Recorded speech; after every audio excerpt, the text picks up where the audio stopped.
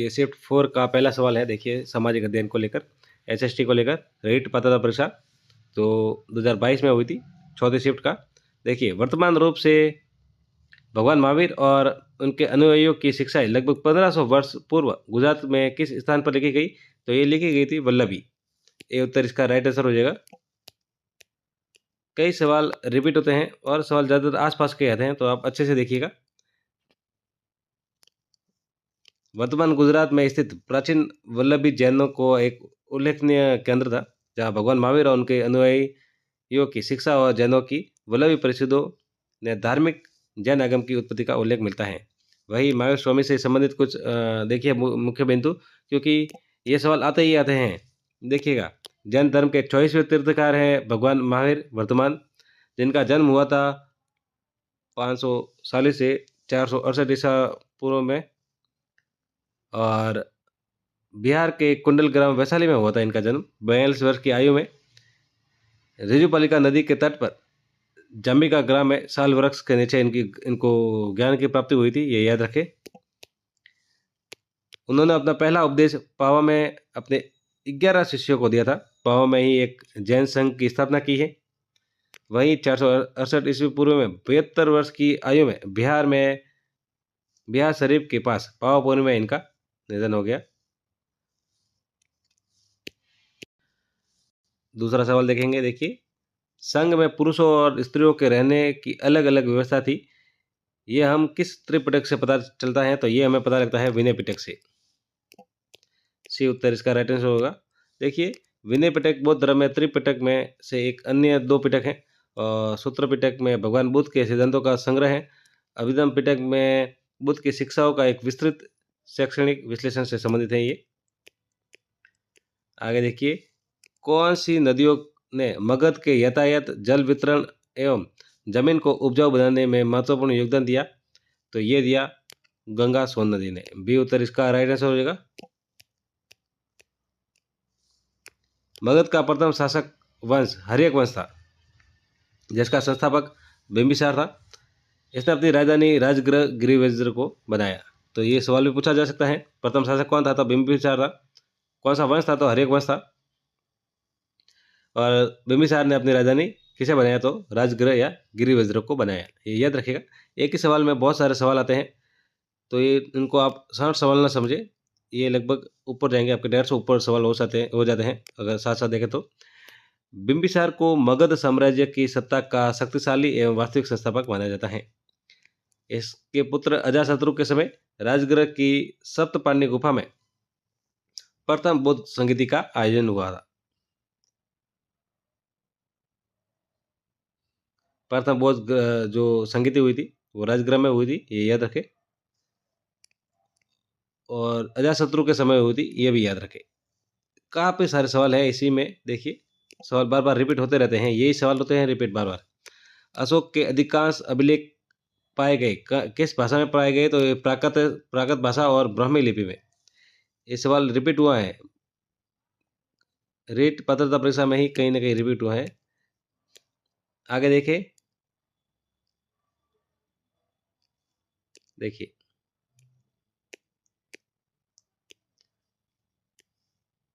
ये भी देख लीजिए, ये भी काफ़ी इंपॉर्टेंट है। ये भी सवाल कई बार पूछा जाता है अशोक से संबंधित। अशोक के शिलालेखों की खोज सबसे पहले 1750 में टी फैंतलर ने की थी, ये याद रखें। किसने की? टी फैंतलर ने की थी खोज। इन शिलालेखों को पढ़ने वाला प्रथम व्यक्ति है वो जेम्स प्रिंसेप था। 1837 में इनको पढ़ा गया, ये याद रखिएगा। याद करने के लिए आप देखिए, ये ट्रिक अपना सकते हैं। देखिए, जैसे कि खोज करते करते आदमी थक जाता है, तो क्या पीता है? तो पीता है टी। टी फैंतलर ने ये खोज की। वही सबसे पहला व्यक्ति कौन होता है जो पढ़ सकता है, किसको सब अधिकार होता है? तो जो प्रिंस होता है उसको। तो प्रिंस कौन था? James Prinsep. और भारतीय उपमहाद्वीप के उत्तर पश्चिम में स्थित तक्षशिला एवं लंगवान अभिलेख अरामाइक लिपि में, और साबाजीगढ़ एवं मानसेरा का अभिलेख खरोष्टी लिपि में है, और सरेकानो अभिलेख अरामाइक और ग्रीक लिपि में है, उत्कीर्ण है ये। वह कौन सा भूभाग था जो ब्राह्मणों को दान दिया जाता था? उनसे भूमि कर और अन्य प्रकार के कर राजा द्वारा नहीं वसूले जाते थे। तो रही नहीं वैसे अग्रहार, अग्रहार द्वारा ये जो भूमि होती थी उनसे कोई भूमि कर नहीं वसूला जाता था राजा द्वारा। इनको बारे में पढ़े तो देखिए। अग्रहार प्राचीन भारत में इस्तेमाल होने वाला संस्कृत शब्द है जिसका अर्थ है पट्टे के अधिकार में मुक्त जमीन, जिसका उपयोग राजाओं और धनी संरक्षकों द्वारा ब्राह्मणों को दान में दी गई भूमि के लिए किया जाता था। और गुप्त काल के दौरान ब्राह्मणों को भूदान की ये प्रथा आम थी। इसके अलावा ब्रह्मदेवी ब्राह्मणों को दिया जाने वाला भूमि उपाधा, जिसमें ब्राह्मणों को एकल भूखंड और पूरे गांव के रूप में कर मुक्त जमीन दिया जाता था। वही देखिए तो नानाघाट अभिलेखानुसार ब्राह्मणों को भूदान देने की प्रथा सर्वप्रथम सातवाहन राजाओं ने किया था। ये भी याद रखें, सातवाहन राजाओं द्वारा सबसे पहले भूदान देने की प्रथा प्रचलित है। ये प्रयाग प्रशस्ति की रचना समुद्रगुप्त के राजकवि हरिसेन ने किस भाषा में की थी? तो ये की थी इन्होंने संस्कृत भाषा में। प्रयाग प्रशस्ति में ही समुद्रगुप्त की वो दिग्विजय नीति का उल्लेख है। भारत का नेपोलियन भी कहा जाता है समुद्रगुप्त को। सीधा पूछा जाता है भारत का नेपोलियन किसे कहा जाता है? तो समुद्रगुप्त को कहा जाता है। इनके दरबारी है हरिसेन। तो ये भी पूछा जाता है कि हरिसेन किन के दरबारी हैं? तो समुद्रगुप्त के हैं। और हरिसेन ने ही इलाहाबाद स्तंभ शिलालेख में उसकी प्रयाग प्रशस्ति की रचना की। तो ये भी पूछा जाता है प्रयाग प्रशस्ति का संबंध किससे है? समुद्रगुप्त से है। किसने इसकी जो रचना की है? तो इसके हरिसेन ने की है। हरिसेन किसके दरबारी में थे? तो समुद्रगुप्त में थे। ये भी याद रखें। और किस भाषा में लिखी है? तो संस्कृत भाषा में। ये काफ़ी सारे सवाल बनते हैं। वहीं देखिए बाणभट्ट हर्षवर्धन का दरबारी कवि था। ये याद रखें। बाणभट्ट किसके दरबारी कवि था? तो हर्षवर्धन के। इन्होंने हर्षचरित की रचना की थी। वहीं आगे देखिए शुंग वंश की स्थापना किस मौर्य सेनानायक द्वारा की गई? शुंग वंश की जो है वो की थी पुष्यमित्र शुंग द्वारा। इसके बारे में पढ़े तो देखिए शुंग वंश की स्थापना मौर्य साम्राज्य के अंतिम राजा बृहदत्त के सेनानायक पुष्यमित्र शुंग द्वारा की गई। तो ये भी याद रखें। मौर्य साम्राज्य का अंतिम राजा कौन था? तो बृहदत्त था। ये भी सवाल पूछा जाता है कई बार। और शुंग वंश की स्थापना पुष्यमित्र शुंग द्वारा। पुष्यमित्र शुंग किसका सेनानायक था? तो मौर्य साम्राज्य का था, मौर्य वंश का। और बृहदत्त जो अंतिम राजा है मौर्य वंश का, उनका सेनानायक था। ये भी याद रखें। इसके साथ ये भी इम्पोर्टेंट देखिए शुंग वंश मगध का 5वां शासक राजवंश था जिसने लगभग 187 से 75 ईसा पूर्व तक उत्तरी भारत उपमहाद्वीपों के अधिकांश भाग पर शासन किया। इनकी राजधानी पाटलिपुत्र थी। तो ये भी पूछा जा सकता है कि शुंग वंश की राजधानी क्या थी? तो पाटलिपुत्र थी। देवभूति अंतिम ज्ञात शुंग वंश था, शुंग शासक था। तो मौर्य वंश का तो अंतिम था बृहदत्त और शुंग वंश का अंतिम शासक था देवभूति। ये एक ही सवाल में 10 सवाल लगभग हो गए हैं। जिसकी हत्या किसने की थी? तो ये वासुदेव ने की थी, वासुदेव कर्ण ने। और कर्ण वंश की स्थापना की। कर्ण वंश की स्थापना करने वाला कौन? तो वासुदेव कर्ण। देवभूति यानी शुंग वंश का अंतिम शासक देवभूति की हत्या किसने की? तो वासुदेव ने की, कर्ण द्वारा, वासुदेव कर्ण द्वारा। कनिष्क का राजकवि चुने जिसमें बुद्ध की जीवनी और बुद्ध चरित्र की रचना की थी। मतलब कनिष्क का राजकवि है इसमें से जिसने बुद्ध की जीवनी पर और बुद्ध चरित्र की रचना की थी। ये बताना है तो वो है अश्वघोष। बी उत्तर इसका राइट आंसर होएगा। सीधा सवाल आता है ये। इनके बारे में पढ़ते हैं। देखिए इंपॉर्टेंट है। कनिष्क के दरबार में रहने वाले अश्वघोष एक दार्शनिक और कवि थे जिन्होंने कालिदास से पहले भारत का सबसे महान और संस्कृत नाटक का जनक के रूप में जाना जाता है इनको, अश्वघोष को। अश्वघोष ने बुद्ध की जीवनी, बुद्ध चरित्र लिखी हैं। इसके अलावा अन्य रचना इनकी जो इम्पोर्टेंट है वो देखिए गंडी स्रोत गाथा, ये एक इम्पोर्टेंट है इनकी। सारीपुत्र प्रकरणम, ये भी इम्पोर्टेंट है, ये भी याद रखें। इनके अलावा जो चौथी बौद्ध संगीति होती, चतुर्थ बौद्ध संगीति, जिसका आयोजन कश्मीर में हुआ था, कश्मीर के कुंडलगंज में 72 ईस्वी में कनिष्क के संरक्षण में हुआ था। उस समय शासक कौन था? कनिष्क था। और अध्यक्ष थे वसुमित्र और वही उपाध्यक्ष रहे थे अश्वघोष। देखिए एक ही सवाल में बहुत सारे सवाल बन रहे हैं। पहले ही बौद्ध संगीति कहाँ पे हुई थी? तो राजगृह में हुई थी। फिर हुई थी वैशाली में। फिर हुई थी पाटलिपुत्र में, और जो चतुर्थ बहुत संगीति हुई थी वो हुई थी यहाँ पे कश्मीर के कुंडलवन में, बहुत ऐसा पूर्व में। तो ये क्रम है बहुत संगीति का। आगे सवाल देखते हैं, देखिए। मुगल प्रांतों में एक प्रशासनिक प्रमंडल कौन सा था? तो मुगल काल में था प्रशासनिक मंडल, एक परगना था। डी इसका राइट आंसर हो जाएगा। इसके बारे में पढ़ते हैं, देखिए। मुगल काल के दौरान, शासनकाल के दौरान मुगल साम्राज्य में 15 सुबास यानी प्रांत तो जो थे प्रांत, उनको सुबास कहा जाता था उस समय। प्रांत तो जो सुबास में ये विभाजित थे उस समय, कितने? 15। अकबर के समय की बात हो रही है। वही औरंगजेब के समय ये इनकी संख्या हो गई थी 20। प्रांतों की संख्या उस समय 20 थी, अकबर के समय 15 थी। मुगल साम्राज्य के सुबास यानी प्रांत को 3 भागों में विभाजित कर दिया गया था, जो क्रमश थे सरकार, परगना और ग्राम। ये इनके सुबास थे, प्रांत थे। अलवार संतों को एक मुख्य काव्य संकलन जिसे तमिल वेद के रूप में भी जाना जाता है। पहले तो जो अलवार संत है वो है वैष्णव संप्रदाय से संबंधित, और जो नयनार है, नयनार वो है शैव संप्रदाय से संबंधित। इसमें पूछा गया है कि अलवार संतों का एक मुख्य काव्य संकलन जिसे तमिल वेद के रूप में भी जाना जाता है, तो वो है नलीरा दिव्य प्रबंधम। ये है डी।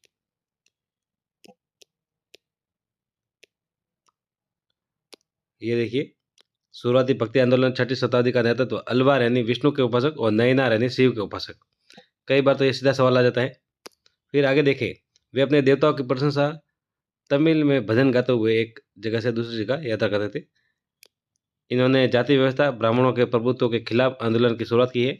इसके अलावा इनके तमिल भक्ति भजनों में मुख्य रूप से नयनारों की रचना में बौद्ध और जैन धर्म के कवियों का विरोध किया गया है। ये भी पूछा जा सकता है। ये कथन और कारक में देखने को मिलते हैं ये सवाल। व्याख्या से आपका ये है कि आपके एक साथ एक सवाल नहीं, 3-4 सवाल एक साथ क्लियर हो रहे हैं। आगे सवाल देखते हैं, देखिए।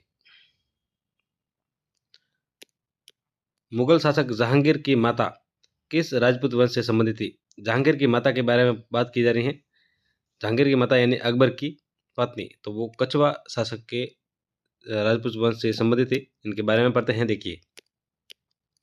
जहांगीर की माँ मनमती, जिसे जोधाबाई के नाम से भी जाना जाता है, वह कछवा राजवंश के एक राजपूत राजकुमारी आमेर के राजा भारमल की बेटी थी। 1562 में इनका विवाह हुआ था अकबर से। जहांगीर अकबर के ज्येष्ठ पुत्र थे। जहांगीर का विवाह मानबाई से हुआ, और मानबाई किनकी पुत्री थी? तो ये भगवंत दास के बेटे की बेटी थी, यानी भारमल के बेटे की, भारमल का बेटा था भगवान दास, इनके बेटे भगवान दास और भगवान दास की बेटी थी ये मानबाई तो, और मान सिंह की ये बहन थी। आगे देखिए, ये फल एक दिन हमारे मुंह में आकर गिरेगा। ये फल एक दिन हमारे मुंह में आकर गिरेगा। 1851 में गवर्नर जनरल लॉर्ड डलहौजी ने ये कथन किस रियासत के बारे में कहा? तो ये अवध के बारे में कहा गया कथन है। किसने कहा? लॉर्ड डलहौजी ने कहा। वहीं देखिए, ये आप इम्पोर्टेंट लाइन है, इस लाइन को आप याद रखिएगा। लॉर्ड डलहौजी द्वारा व्यापक के सिद्धांत के तहत विलय राज्यों का क्रम, सबसे पहले जो विलय किया गया था वो 17 को विलय किया गया था। कब किया? तो 1848 में। सबसे पहला राज्य था 17 को लॉर्ड डलहौजी द्वारा विलय किया गया। इसके अलावा फिर ये क्रम है इनका जैतपुर, संबलपुर, बघाट, और वहीं झांसी को किया था 1853 में, और नागपुर, करौली, और लास्ट में इसमें अवध को किया था।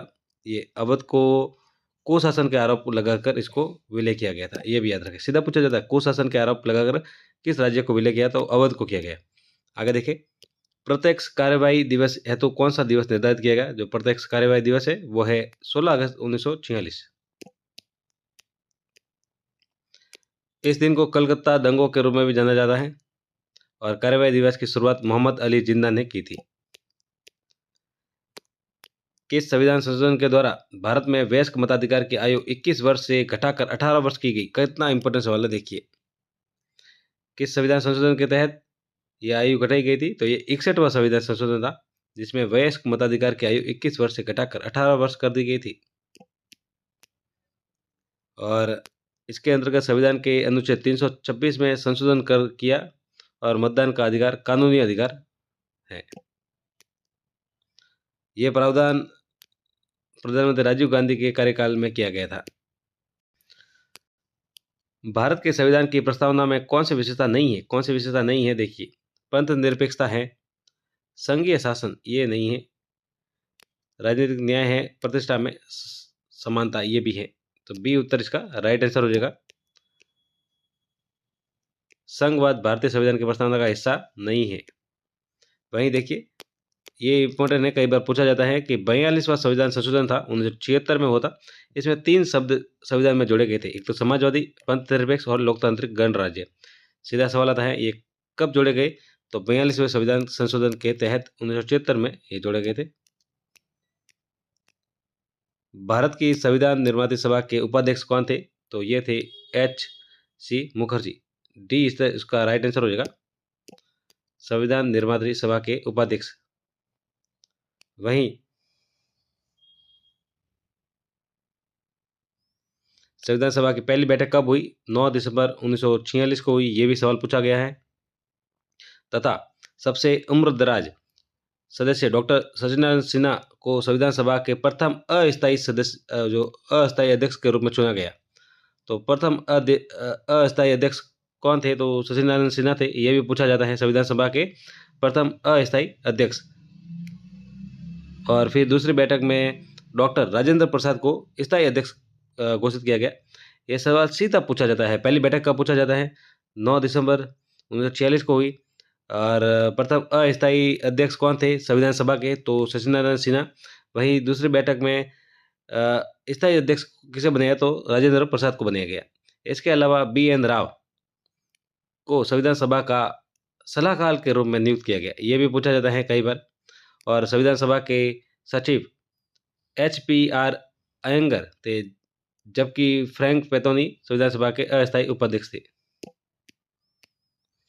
संपत्ति का अधिकार वर्तमान में भारत के संविधान के किस अनुच्छेद में वर्णित है? संपत्ति का अधिकार वर्तमान भारत के संविधान के किस अनुच्छेद में है? तो ये जो संपत्ति का अधिकार है वो 300 कम है, यानी सी उत्तर इसका राइट आंसर होगा। सी उत्तर इसका राइट आंसर होगा। और वही देखिए, ये भी देखिए, भारतीय संविधान में संपत्ति का जो अधिकार है वो 19(1)(f) और 31 के तहत मौलिक अधिकार था। 1978 में किस संविधान संशोधन? तो 44वें संविधान संशोधन के तहत संपत्ति के अधिकार को मौलिक अधिकार की सूची से हटाकर कानूनी अधिकार में शामिल किया गया। ये भी सवाल सीधा पूछा जाता है कि संपत्ति का अधिकार किस संविधान संशोधन के तहत हटा गया? तो 44वां संविधान संशोधन था, और इसे हटाकर मौलिक अधिकार की सूची से कानूनी अधिकार में शामिल किया गया। इसका प्रावधान आपातकाल के दौरान प्रधानमंत्री मोरारजी देसाई के समय हुआ था, ये भी पूछा जाता है, उस समय प्रधानमंत्री कौन थे? तो मोरारजी देसाई थे। 6 से 14 वर्ष उम्र के बालकों को शिक्षा के अवसर उपलब्ध कराने हेतु कौन सा संविधान संशोधन किया गया?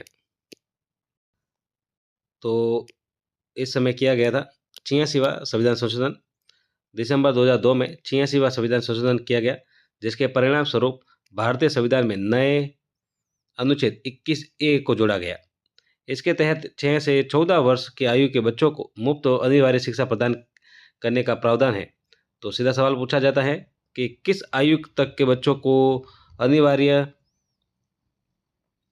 और मुफ्त शिक्षा प्रदान करने का प्रावधान जोड़ा गया था 86वें संविधान संशोधन के तहत, और उसमें अलग अलग ऑप्शन दिए जाते हैं। तो ये आप याद रखिएगा, 6 से 14 वर्ष की आयु के बच्चों के लिए।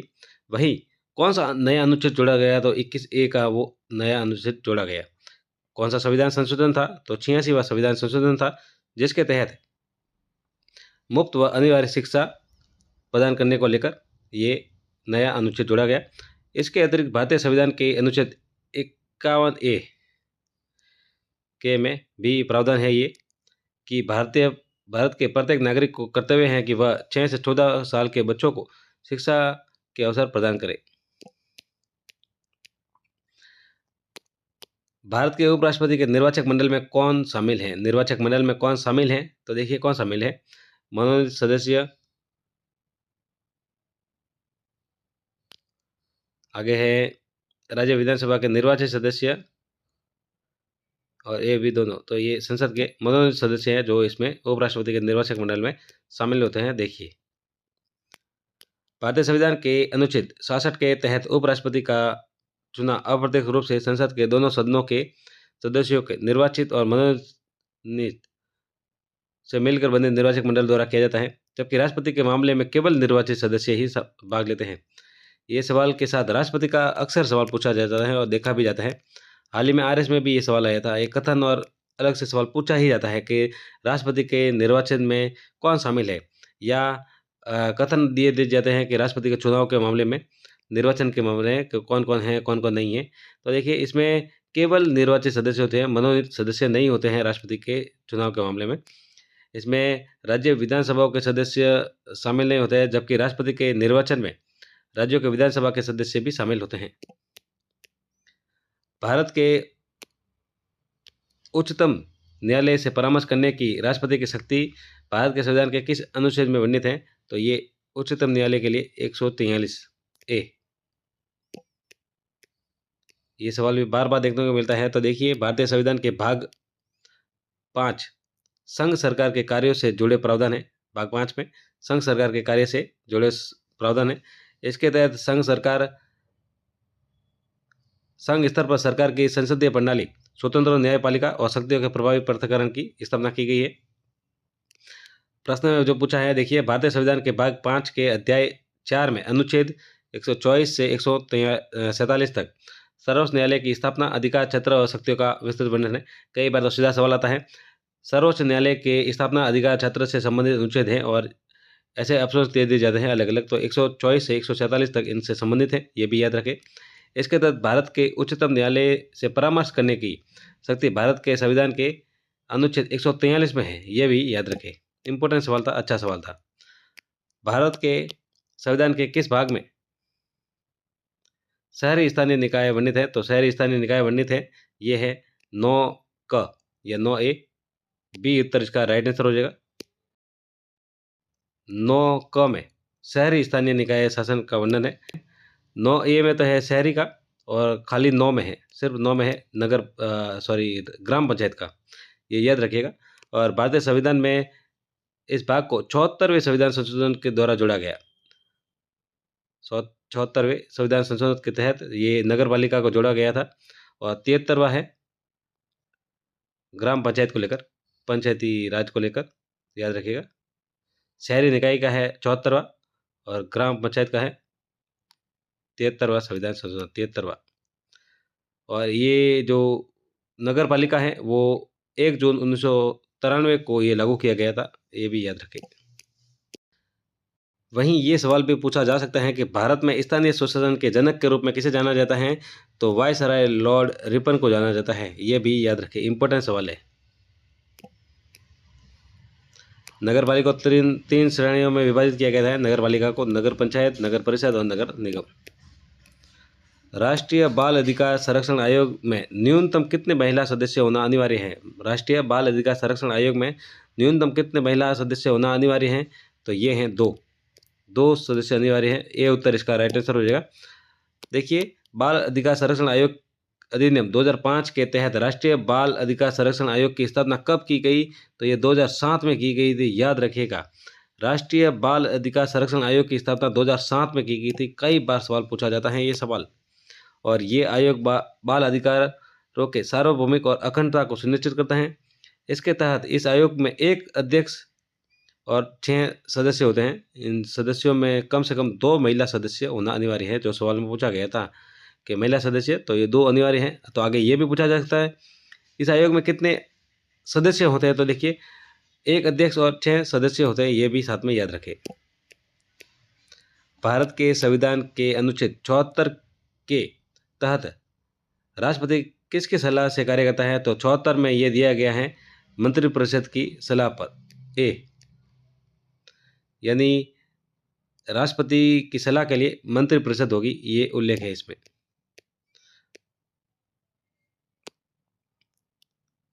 आगे है, देखिए, इसके परिणाम स्वरूप भारत का वास्तविक कार्यपालिका शक्ति मंत्रिपरिषद को सौंपी जाती है, जिसका वास्तविक अध्यक्ष होता है प्रधानमंत्री। जो मंत्रिपरिषद होती हैं राष्ट्रपति के लिए अनुच्छेद 74 के तहत, जिसकी सलाह पर राष्ट्रपति कार्य करता है उसका अध्यक्ष होता है प्रधानमंत्री, जबकि राष्ट्रपति नाम मात्र कार्यपालिका का अध्यक्ष होता है। तो ये भी पूछा जाता है कि कार्यपालिका का अध्यक्ष तो राष्ट्रपति होता है, वो खाली नाम मात्र का होता है। अनुच्छेद 78 में राष्ट्रपति को सूचना आदि प्रस्तुत करने के संबंध में प्रधानमंत्री का कर्तव्य होगा, ये बताया गया है। तो ये भी पूछा जा सकता है। निम्नलिखित में से कौन सा आंतरिक ग्रहों का एक समूह है? तो आंतरिक ग्रह पूछे गए हैं। देखिए ये सवाल रिपीट हुआ है 2000 इसी की तीसरे शिफ्ट में ये सवाल पूछा गया था आंतरिक ग्रहों को लेकर या बाह्य ग्रहों को लेकर। तो आंतरिक ग्रहों का समूह कौन सा है? तो देखिए शुक्र, पृथ्वी और बुध, मंगल, बी।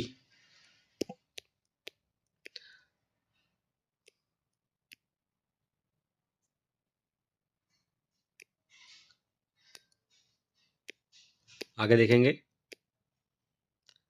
निम्नलिखित में से क्रमश अक्षांश व देशांतर के संबंध में सही अभिव्यक्ति है। तो अक्षांश देशांतर का बताना है। तो ये देखिए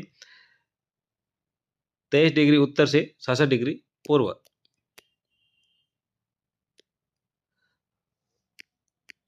विषुव संबंधित है। विषुव क्या है? तो विषुव है 21 मार्च से। ए उत्तर इसका राइट आंसर होगा। इसके बारे में पढ़ते हैं। देखिए जो विषुवत रेखा या भूमध्य रेखा पृथ्वी को दो बराबर भागों में विभाजित करने वाली एक काल्पनिक रेखा है। इसे इक्वेटर भी कहा जाता है। विषुव वह दिन है जब सूर्य भूमध्य रेखा के ठीक ऊपर होता है। ऐसा वर्ष में 2 बार लगभग 25 मार्च और 23 सितंबर को होता है। इस दिन पृथ्वी पर दिन और रात अवधि बराबर होती है और विषुव रेखा को 2 बार काटने वाली एकमात्र नदी कांगो नदी है। तो ये सवाल पूछे जा सकते हैं। जैसे पहले सेट में खाली यही पूछा गया विषुव क्या है, तो किस तारीख को है वो बताना था। तो आगे इसके बारे में इसके अंदर डीप भी पूछा जा सकता है, जिसमें कथन कारक दे दी जाएंगे, जिसमें कहा जा सकता है कि इस दिन जो विषुवत रेखा ये होता है तब इस दिन पृथ्वी पर दिन रात अवधि बराबर नहीं होती है, जो बराबर होती है। ये ऐसे करके कथन कारक पूछे जा सकते हैं, इनको आप खास ध्यान रखिएगा। कौन सी पर्वतमाला प्रायद्वीपीय पठार के उत्तर और पश्चिम दिशा में स्थित है? पर्वतमाला प्रायद्वीपीय पठार के उत्तर और पश्चिम दिशा में स्थित है। तो ये है अरावली। अरावली पर्वतमाला है जो प्रायद्वीपीय पठार के उत्तर और पश्चिम दिशा में स्थित है। देखिए अरावली रेंज प्रायद्वीपीय पठार के उत्तर पश्चिम भाग में एक पर्वत श्रृंखला है। इसकी लंबाई दक्षिण पश्चिम में दिशा में लगभग 692 किलोमीटर है। अरावली श्रृंखला दिल्ली से शुरू होती है और दक्षिण हरियाणा और राजस्थान से गुजरती हैं और गुजरात राज्य में समाप्त होती हैं। मालवा पठार अरावली पहाड़ियों और विंध्य पर्वत के बीच स्थित है। जो मालवा पठार है तो अरावली पहाड़ियों और विंध्य पर्वत के बीच में स्थित है। मालवा पठार अरावली पहाड़ी पठारों के पश्चिम में स्थित है। विंध्य पर्वत के इसके दक्षिण में स्थित है मालवा पठार के। निम्नलिखित में से कौन सा अंतर्जनित बलों से संबंधित है? अंतर्जनित बल के बारे में बताना है। तो इनमें से जो अंतर्जनित बल है वो है ज्वालामुखी, भूस्खलन और भूकंप। बी उत्तर इसका राइट आंसर हो जाएगा। भारतीय पुरातात्विक सर्वेक्षण तत्कालीन डायरेक्टर जनरल थे। देखिए 1947 में पूछा गया है, ना कि पहले। भारतीय पुरातात्विक सर्वेक्षण तत्कालीन डायरेक्टर जनरल थे उस समय ये व्हीलर थे, IEM व्हीलर। 1947 में पूछा गया। सवाल को अच्छे से पढ़िएगा हमेशा। व्हीलर ने, जिन्हें सर रॉबर्ट मोर्टिमर व्हीलर के नाम से भी जाना जाता है, ये प्रमुख ब्रिटिश पुरातात्विकविद सैन्य अधिकारी थे जिन्होंने 1944 से 1948 तक भारतीय पुरातात्विक सर्वेक्षण महानिदेशक के रूप में कार्य किया था। और जबकि सर जॉन मार्शल एक अंग्रेज पुरातत्वविद थे और 1902 से 1928 तक भारतीय पुरातत्व सर्वेक्षण के महानिदेशक भी थे। तो ये 1992 नहीं है, 1922 है। जो RS बनर्जी है, रागलदास बनर्जी है, 1922 में मोहनजोदड़ो की खुदाई की थी। 1922 में, याद रखें, 1992 नहीं है। आगे देखेंगे, किस सातवाहन शासक ने स्वयं को अनूठा ब्राह्मण एक बहामाना एक क्षत्रिय के दर्प का हनन करने वाला बताया। तो इसमें बोनस दिया गया है। क्यों बोनस दिया है देखिए। सातवाहन राजवंश का एक प्रमुख भारतीय राजवंश था जिसने दक्कन क्षेत्र पर शासन किया। तो सातवाहन राजवंश ने कहाँ पे शासन किया? दक्कन क्षेत्र पर किया, जो अपने व्यापार, संस्कृति और कला के लिए जाने जाते थे। सातवाहन वंश के शासकों का कालक्रम ये रहा। कालक्रम भी पूछा जाता है कई बार। तो सबसे पहले थे सिमुक, सातवाहन वंश के संस्थापक। पूछा जाएगा सीधा सवाल, सातवाहन वंश जो है उसका संस्थापक कौन है? तो सिमुक था। वहीं इनके बाद आए सातकर्णी, गौतमी पुत्र सातकर्णी, पोलू मामी मापी और यज्ञश्री सातकर्णी क्रमश मुख्यतः सातवाहन शासक थे। और गौतमी पुत्र श्री सतकर्णी ने स्वयं को अनूठा ब्राह्मण, एक बहमाना, एक क्षत्रिय दर्प के हनन करने वाला बताया।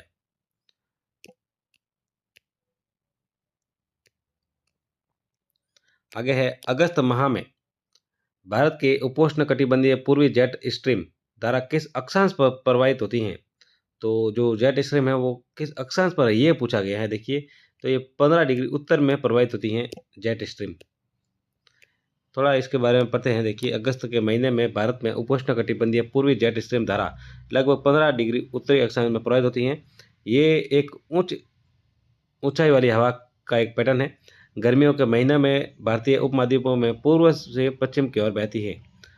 ये देखिए, भारतीय उपमहाद्वीपों में गर्मियों के महीनों में कहाँ किस दिशा में बहती हैं? तो पूर्व से पश्चिम की ओर बहती है। ये भी सवाल आगे देखने को मिल सकता है। फिर देखिए, जेट स्ट्रीम सौरमंडल की ऊपरी सीमा के सैकड़ों किलोमीटर चौड़ी पट्टी में पश्चिम से पूर्व दिशा में बहने वाली लहरदार पवनों का समूह है। जेट स्ट्रीम दो प्रकार का होता है, एक है पश्चिमी जेट स्ट्रीम और दूसरा है पूर्वी जेट स्ट्रीम। पश्चिमी जेट स्ट्रीम होता है वो 20 डिग्री से 35 डिग्री उत्तरी अक्षांश के बीच बहती है। आगे सवाल है, देखिए, राजस्थान के भौतिक प्रदेशों का उत्तर से दक्षिण दिशा में अवस्थित सही क्रम बताना है। उत्तर से दक्षिण दिशा में, इसमें भी बोनस दिया गया है। देखिए, राजस्थान भारत के उत्तरी पश्चिमी भाग में स्थित है। राजस्थान को अरावली पर्वतमाला दो भागों में बांटती है, जिसके आधार पर राजस्थान को दक्षिणी पूर्वी राजस्थान व दक्षिणी पश्चिमी राजस्थान में बांटती है। राजस्थान के भौतिक प्रांतों प्रदेशों का उत्तर से दक्षिण दिशा में अवस्थिति का सही क्रम इस प्रकार है। क्या प्रकार है? देखिए, पश्चिमी रेदला रेगिस्तान मैदान सबसे पहले, फिर अरावली श्रेणी आएगी, पहाड़ी क्षेत्र, और पूर्वी मैदान दक्षिणी पूर्वी राजधानी पठार हाड़ौती पठार है। ये क्रम था। निम्नलिखित में से अरब सागरीय अपवाह तंत्र का उदाहरण है। अरब सागरीय अपवाह तंत्र का उदाहरण बताना है हमें। तो ये हैं जोजड़ी, बांडी और जवाई। डी उत्तर इसका राइट आंसर होगा, अरब सागरीय अपवाह तंत्र का उदाहरण। भारत की कुल अपवाह क्षेत्र का लगभग 77% हिस्सा बंगाल की खाड़ी में जाता है।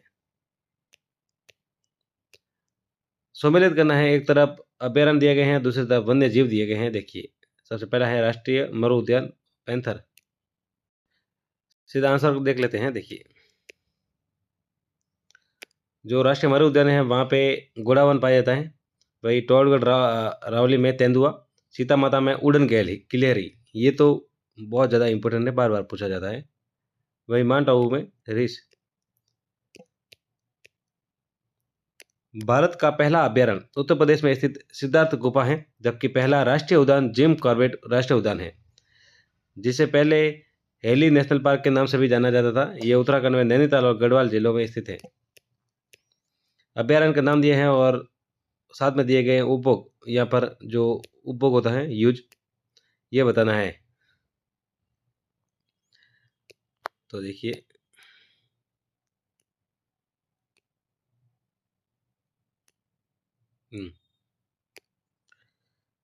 जो शीशा जाता है वो है बैटरी अम्ल। फिर है कॉपर, कॉपर हो जाएगा विद्युत तार। जिप्सम होगा उर्वरक, और वोलेस्टोनाइट होगा सिरेमिक। तो डी उत्तर इसका राइट आंसर होगा। ये देखिए, राजस्थान में जो शीशा जस्ता है उसका उपयोग बैटरी अम्ल में, मध्य प्रदेश तांबा, विद्युत तार, जिप्सम, उर्वरक, वोलेस्टोनाइट, सिरेमिक।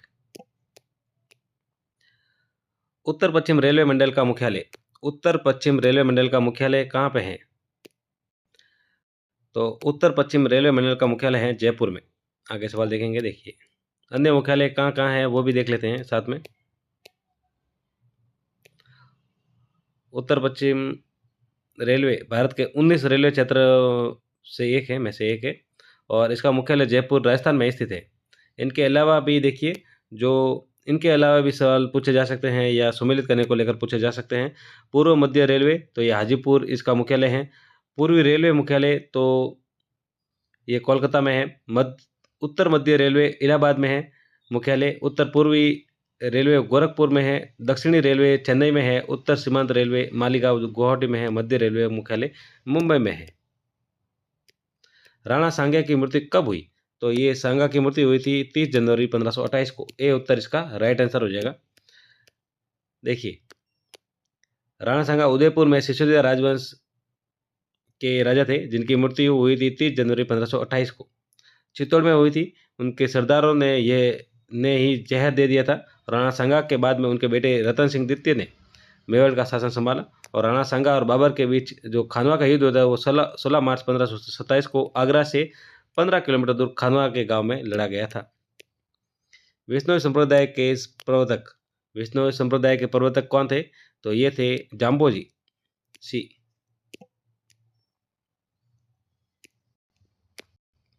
जाम्बोजी का जन्म 1451 में हुआ, राजस्थान के नागौर जिले में के पास पिपास नामक गांव में हुआ। ये जाति से पवार राजपूत थे। जाम्बोजी चिंतनशील और मननशील थे। उन्होंने उस युग में कि सांप्रदायिक संकीर्णता, कुप्रथाओं, अंधविश्वासों का विरोध किया। उन्होंने विष्णुई संप्रदाय की स्थापना की, जिसमें उनके अनुयायियों के लिए 29 नियमों का पालन करने का आवश्यक है, और जाम्बोजी की शिक्षा पर अन्य धर्मों का प्रभाव स्पष्ट रूप से दृष्टिगोचर था। बिजोलिया किसान आंदोलन के व्यापक प्रचार वाले समाचार पत्र प्रताप के संपादक कौन थे? तो जो प्रताप के संपादक थे वो गणेश शंकर विद्यार्थी। ए उत्तर इसका राइट आंसर हो जाएगा। ये काफी इंपॉर्टेंट है, बार बार पूछा जाता है बिजोलिया किसान आंदोलन को लेकर। आगे है, राजस्थान एकीकरण का प्रथम चरण में मत्स्य संघ की स्थापना कब हुई? तो ये तो सबको पता ही है, 18 ये सबसे पहले ये 18 मार्च 1948 को।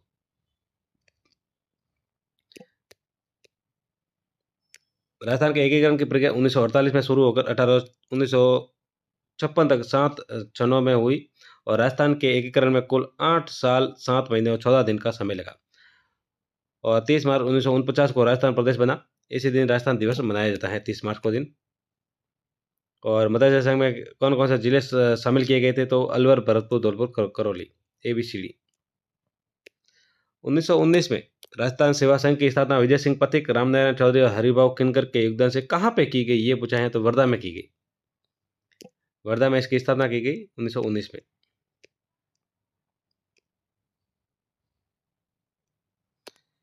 राजस्थान सेवा संघ की स्थापना 1919 में गांधी जी के प्रेरणा से वर्धा, महाराष्ट्र में की गई। इस संघ की स्थापना विजय सिंह पथिक, रामनारायण चौधरी, हरिभाऊ किनकर के योगदान से की गई। इस संघ की स्थापना जनता में राजनीतिक जागरूकता फैलाने के लिए की गई थी। 1928 में रामनारायण चौधरी और विजय सिंह पथिक के बीच विवाद के कारण यह संघ समाप्त हो गया था। पिछोला जेल का निर्माण किस शासक के काल में हुआ? तो ये हुआ था राणा लाखा के काल में। बी।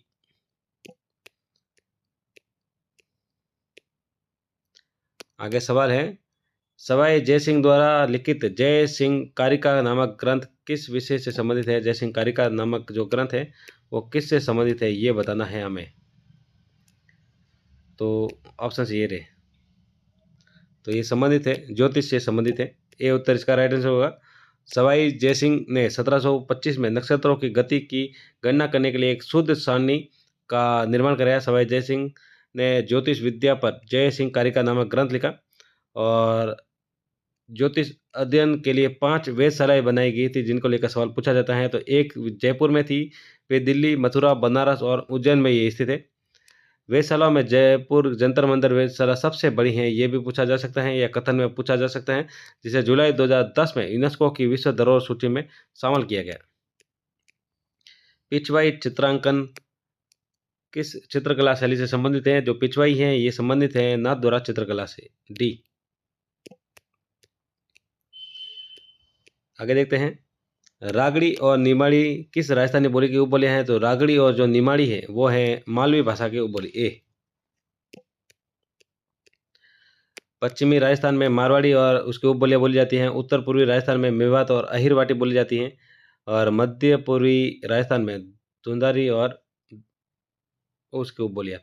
आपके लिए एक सवाल रहेगा, देखिए जो अहिरवाटी है,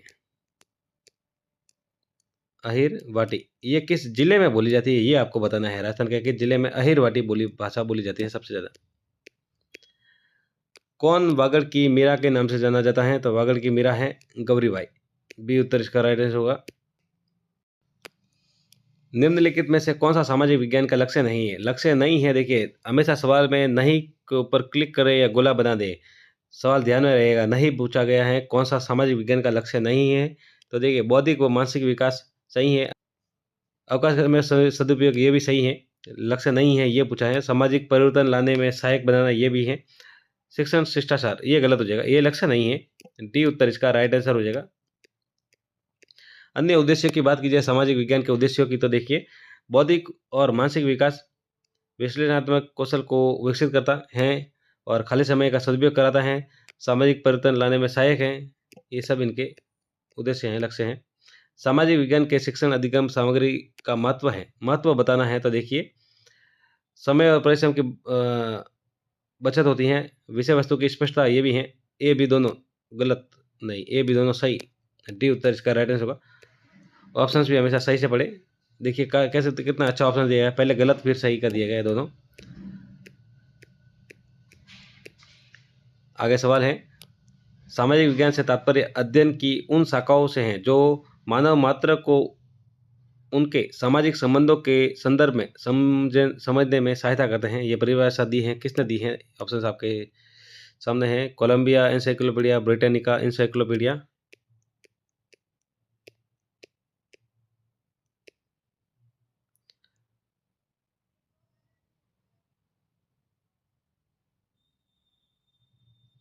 तो इसका उत्तर ए है, सामाजिक विज्ञान से तात्पर्य अध्ययन की उन शाखाओं से हैं जो मानव मात्र को उनके सामाजिक संबंधों को संदर्भ में समझने में सहायता करते हैं। सामाजिक विज्ञान की ये परिभाषा दी है कोलंबिया एनसाइक्लोपीडिया ने।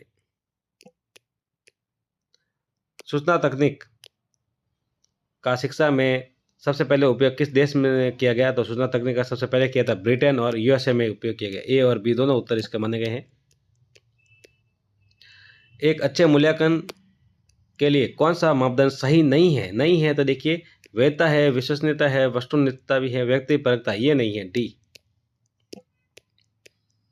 व्यक्तिपरक का अर्थ क्या होता है? देखिए व्यक्तिगत राय या पूर्वग्रह जो मूल्यांकन प्रक्रिया को प्रभावित करते हैं, जबकि एक अच्छा मूल्यांकन व्यक्तिगत पसंद और पूर्वाग्रह से मुक्त होता है। सामाजिक विज्ञान शिक्षण के मूल्य हैं, सामाजिक विज्ञान शिक्षण के मूल्य क्या हैं? तो देखिए सामाजिक मूल्य होता है, जनतांत्रिक मूल्य भी होता है, कलात्मक मनोरंजन मूल्य भी होता है, उपयोग सभी, डी उत्तर इसका राइट आंसर होगा। संकलनात्मक मूल्यांकन निम्न में से अनुपयुक्त है। संकलनात्मक मूल्यांकन के लिए निम्न में से कौन सा अनुपयुक्त है? देखिए श्रेणी ग्रेड निश्चित करने में तो संकलनात्मक मूल्यांकन ये तो उपयुक्त है। विद्यार्थी अधिगम का सार संक्षिप्त करने में ये भी सही है। आगे है सत्रांत मूल्यांकन करने में ये भी सही है, और शिक्षण अधिगम प्रक्रिया की प्रगति पर निगरानी में ये गलत हो जाएगा, डी। निम्न में से कौन सा विषय उच्च प्राथमिक स्तर पर सामाजिक विज्ञान में सम्मिलित नहीं है?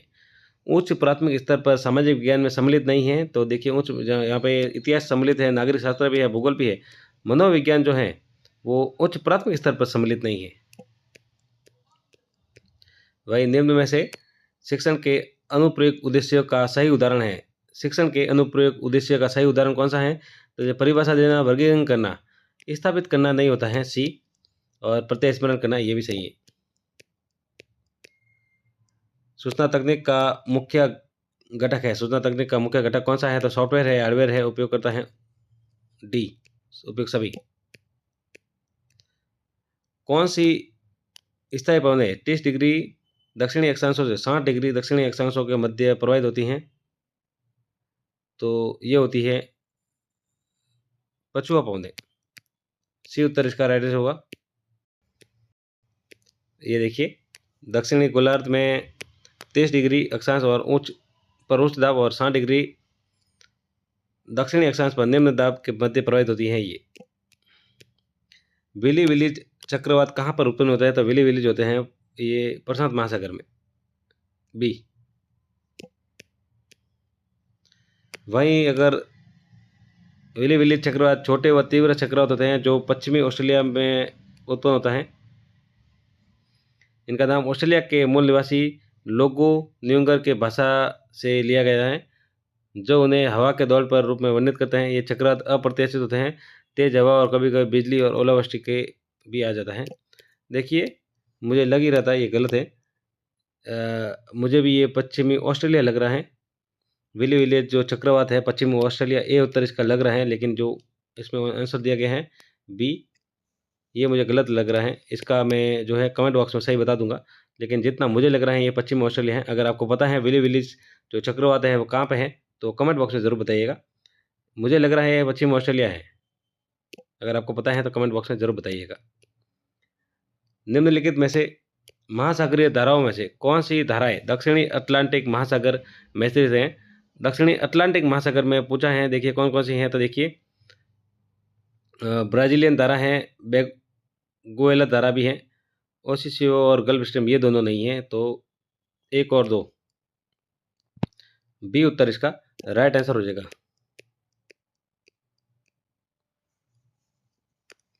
वहीं ये देखिए, ओशिसियो एक ठंडी धारा है जो उत्तरी प्रशांत चक्रवात का हिस्सा है, जबकि जो गल्फ स्ट्रीम एक गर्म धारा है जो उत्तरी अटलांटिक चक्रवात का हिस्सा है। ये भी कई बार पूछा जाता है। देखिएगा, गल्फ स्ट्रीम जो धारा है कौन सी धारा है तो गल्फ स्ट्रीम गर्म है, कहाँ पे बहती है तो उत्तरी अटलांटिक चक्रवात का हिस्सा है, ये भी पूछा जाता है, इसका भी ध्यान रखिएगा आप। देहरादून, कोटलीदून और पाटलीदून स्थित हैं, ये कहाँ पे स्थित हैं तो ये स्थित है हिमाचल और शिवालिक के मध्य, बी उत्तर इसका राइट आंसर हो जाएगा। जो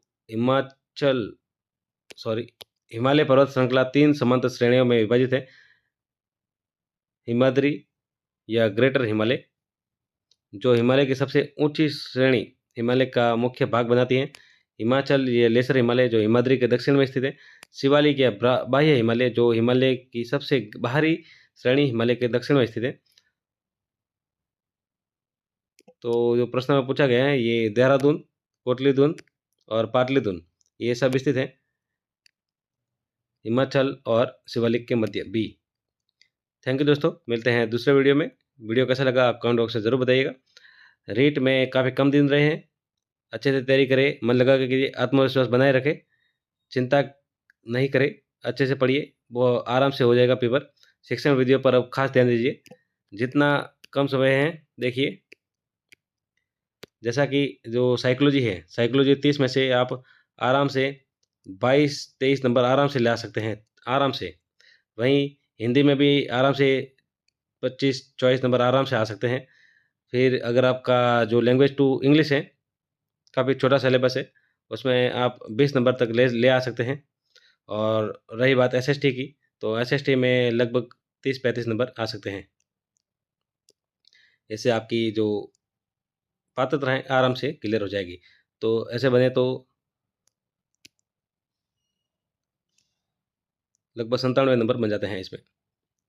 आपको चाहिए, अगर आप जनरल में हैं तो 90 नंबर के ऊपर ही चाहिए, और अन्य आप रिजर्व कैटेगरी में हैं तो 82 नंबर चाहिए, तो पात्रता क्लियर हो सकती है। शिक्षण विद्या को अच्छे से पढ़िएगा। शिक्षण विद्या लगभग 30 नंबर तक तो शिक्षण विद्या आराम से आ जाती है। हिंदी, एसएसटी और साइकोलॉजी में अगर आप साइकोलॉजी अच्छे से पढ़ते हैं तो शिक्षण विद्या आराम से उसमें आधी क्लियर हो जाती है। फिर आप शिक्षण विद्या को अच्छे से पढ़िएगा, पात्रता आराम से क्लियर हो जाएगी, आप चिंता नहीं करिएगा। थोड़ा समय रहे, आराम से पढ़िए, चिंता नहीं करें, और जो पढ़ा है उसको बार बार रिवाइज करें। अभी वस्तु में जितना देख सके उतना देखिए, और जो हार्ड टेस्ट होते हैं उनमें ज़्यादा ना फंसे, क्योंकि परीक्षा का लेवल इतना हार्ड नहीं आता है जितना कई पेपर बाहर घूमते रहते हैं। चलिए, मिलते हैं दूसरे वीडियो में। चैनल को सब्सक्राइब करना ना भूलें। Thank you.